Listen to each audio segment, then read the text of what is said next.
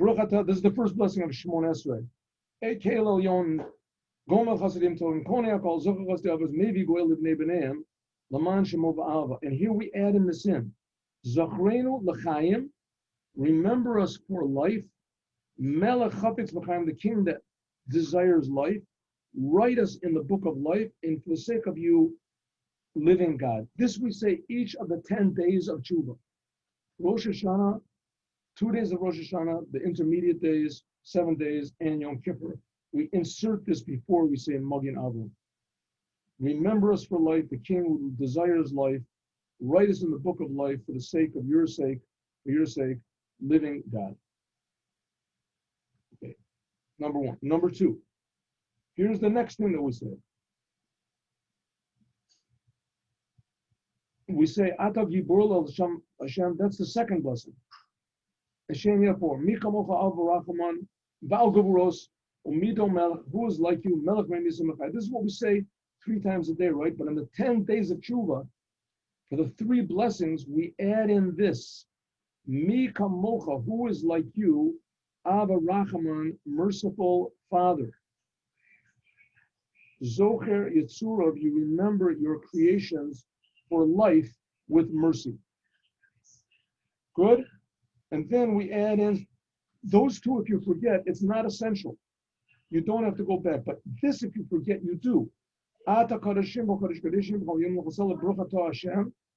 don't say El HaKadosh, you say Melech HaKadosh.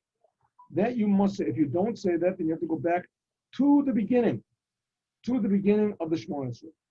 Good? Yes. All right. Next addition. Oh, I'm sorry. This I should have turned this around, but I didn't. In any case, when you get to the blessing of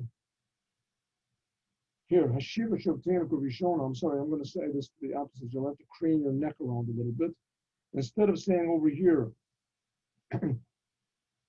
Baruch Atah Hashem, instead of saying Melech Ohev Tzedakah Mishpat, Melech Ohev Tzedakah Mishpat, all those 4 words, you don't say 4 words, you just say 2 of them. HaMelech HaMishpat. That if you forget to say, you don't have to go back, but it's a good thing you have to go back. All right, so far we've had 3 additions in the Shemona Esrei, right? The first blessing, the second blessing, and then we've said HaMelech HaKadosh, that's the 3rd blessing, and here's the 4th. We say HaMelech HaMishpat, and here we have also in the middle of, right near the end of Modi Manachtulach, Uchsov L'chaim Tovin Kol B'nei B'rei. Usually the person who's repeating the Shemona Esrei, he yells this out also, but you should say it also when you're praying quietly.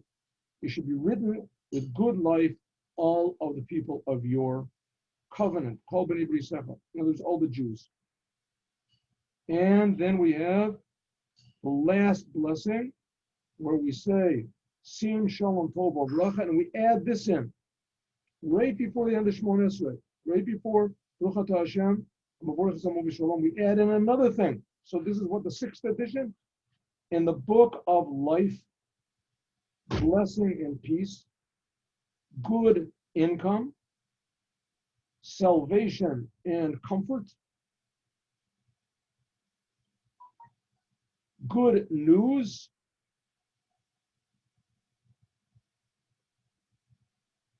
we should be remembered and written before you, we and all of the Jewish people, for life, good life, and for peace. There's even a song they put to this. Oh, here he says, I'm sorry. Sefer Chayim Bracha Shalom. There's a whole song that they sing for this. Okay.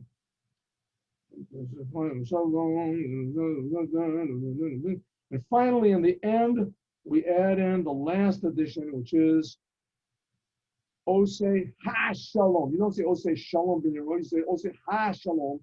He makes the peace, the ultimate peace he makes with his people. Very good. Okay. We got through that, despite all the difficulties we got through. Now let's see if we can get through a few laws. Didn't come out very clear. Not very clear. I have to just take a little more time to this. Okay, but here we go. Ready? Yes.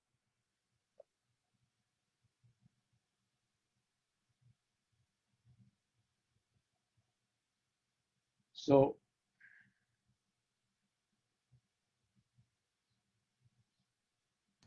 Is that you live taking pictures of the page I took it live. right now? Turn the No. turn the telephone around.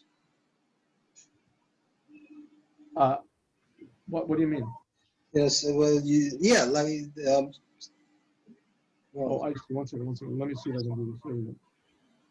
One second. See, it doesn't seem to work for me. It didn't. It worked before, but this time it doesn't seem to do the job. Here we go. I get this picture over here. Oh.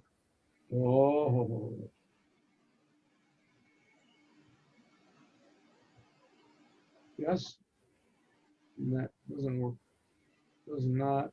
Yeah, taking pictures of the pages with your camera, it's kind of problematic. It doesn't work so well. No. It's really better if you have a scanner. I think you have a scanner maybe on your printer. Maybe I'll have a look. Ahead of time to do that. That's if you can't find it online. But to take a picture with the camera, really, nobody can really see it. It doesn't really work so good. Okay, here we go. Let's do our best. Let's do our best. One second. Law.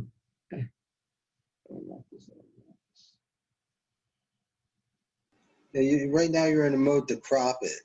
If you say, if you press save, you're going to delete everything. Discard. Here we go. Oh, there we go. All right. Oh. This is good. Here we go. Look at this. Ready? Yes. Okay. Kiddush. The Kiddush of the night of Rosh Hashana. How if it falls the night of Rosh Hashana on Shabbat? That's this year. Then we say before Kiddush, you say, by the way, I'm taking this from a book which is called Shvach HaMoadim. Shvach HaMoadim. This is the book. Shvach HaMoadim. Very good book by Rabbi Horowitz. I know him also. Very nice man.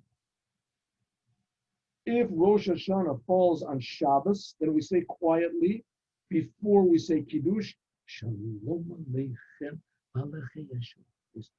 And then you say, but quietly. Mizmor the David, Eskinu l'Sadar, so the top of the Shabbat, right? But say the song, no, I'm sorry, not Eskinu. Eskinu the Sudas, what we say before Kiddush. But to say Azamer, Bishvachi, you don't sing that. Some people are very careful to sing that every Shabbat. It's written in the Siddur. The custom is we make Kiddush standing up. The cup we lift up above, higher than 3 tefachim. Lift up the cup, table. And before you begin, that's a full cup when you make Kiddush. But before you begin to make the Kiddush, when you have an empty cup, no, I'm sorry, it's the next one. Okay, you lift the cup up 3 tefachim from the ground, from the table, 3 tefachim. And don't hold it right next to the cup. You have to lift it up like it's 3 hand breadths, which is about, I guess, a foot. And then, after that, you fill the 3 tefachim. When you start to make Kiddush on Shabbos and also on Yom Tov, for a brief moment, you look at the candles. But when you're making the blessing on the Kiddush, you look at the cup. How do you hold the cup? When you're making Kiddush, you fill the cup up first, fill it up. Afterwards, you take it in your right hand, lift it up, give it to your left hand, and then take it on your left hand and bring it down, put it into your right hand, which is about 3 tefachim, it's like a foot above the table. So as you pick it up with the right hand, give it to your left hand, the full cup, give it to the left hand, and then put the cup down. Okay. And the right hand should be cupped a little bit so that your 4 fingers touch the cup so that it looks something like this. Oh, here we go. Look at this. You have a cup. See? That's how it should be. Holding the cup like this. As all of your fingers are touching the cup. That's how Chabad does it. This is all according also to Kabbalistic ideas and etc. Okay.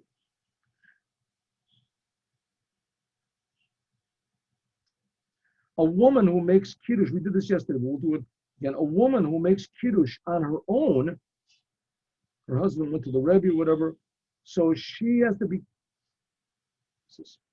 a woman makes kiddush on her own, she has to be careful not to make shechianu because she already made it when she lit the candles. Previously, there was a law of candles. We make an unusual sort of a blessing.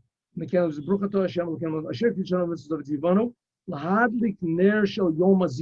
written in the Siddur. We have a custom to dip the piece of bread in honey in every meal of Rosh Hashana. On the first night of Rosh Hashana, you begin the meal after you eat hamotzi, right? You go wash your hands. You make kiddush, you wash your hands. You eat bread. You dip, before you eat it, you dip it in honey a little bit. But we have a custom after you eat the bread to take an apple, a sweet apple, dunked in honey. And after you make a blessing, Brei Priya Eitz, before you eat it, this is the Chabad custom. Before you eat it, yes, before you eat it, here it is, yes. Before you eat it, you say, Yehi Ratzon, may it be your will, Hashem.